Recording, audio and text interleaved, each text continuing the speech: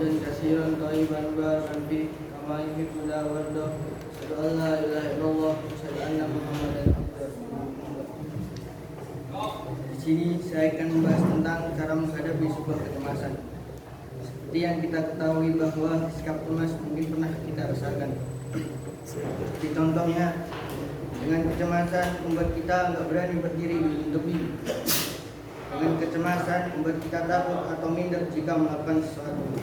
Tapi kecemasan bisa menjadi sesuatu yang nggak baik ketika kita benar-benar nggak memahami suatu kondisi dan menghasilkan suatu reaksi yang buruk bagi kita. Benar jika sebuah kecemasan adalah hal yang normal bagi kita sebagai manusia, tapi kecemasan harus ada batasnya.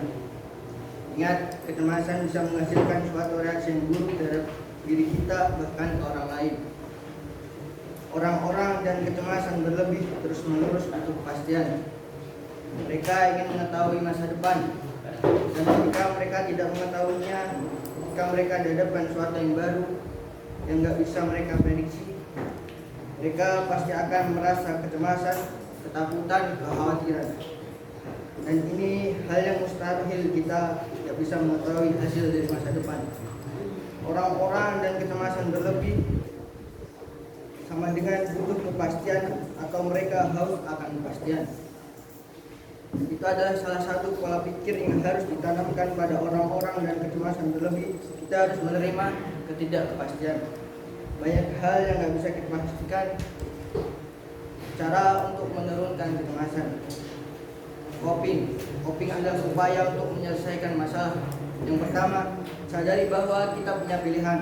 Apapun yang terjadi nantinya, kita bisa memilih langkah berikutnya. Bisa aja kita punya pilihan yang belum kepikiran sekarang. Ketika kita dihantui ketakutan kegagalan, pahami bahwa kita masih bisa melakukan setelahnya. Hidup kita nggak langsung hancur dan selesai walaupun gagal atau yang kita takutkan terjadi. Sometimes it's called the beginning of a really amazing story. Kalaupun nggak jadi amazing story, at least pasti banyak pelajaran yang dapat kita ambil. Seperti pandai melihat hikmah di suatu kejadian. Itu adalah gimana kebiasaan harus kita latih. Yang kedua, kita nggak sempurna. Salah itu wajar. It's okay to make a mistake. Apalagi di awal-awal, jangan takut memulai. Jangan membuat standar tinggi yang malah mengintimidasi dirimu dan malah bikin tambah stres. 3. Forgive yourself. Berhenti menyalahkan diri sendiri. Itu adalah kesalahan yang sangat fatal tanpa kita sadari telah menjadi kebiasaan dari hidup kita. Coba mulai sekarang berusaha fokus pada kelebihan yang kita punya. Walaupun memang merasa nggak ada, coba mulai sering berbuat baik. Hilangin hal yang bikin kita overthinking yang ujung-ujungnya nyalahin diri sendiri. Yang terpenting, terima kekurangan kita yang memang nggak bisa kita ubah. Again, nobody perfect.